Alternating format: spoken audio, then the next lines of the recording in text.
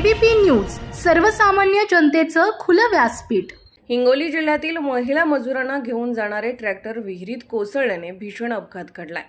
हिंगोलीच्या वसमत तालुक्यातील गुंज गावातील या शेतकरी महिला मजूर होत्या।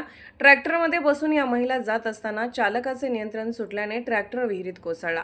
दरम्यान या घटनेची माहिती मिळताच ग्रामस्थांनी घटनास्थळी मदत कार्य सुरू करत 2 महिलांसह एका पुरुषाला वाचवले।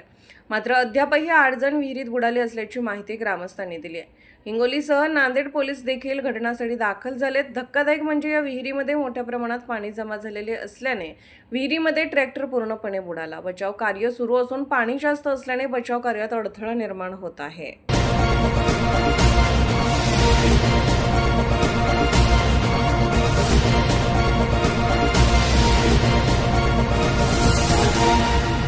एबीपी न्यूज, सर्वसामान्य जनतेचं खुलं व्यासपीठ।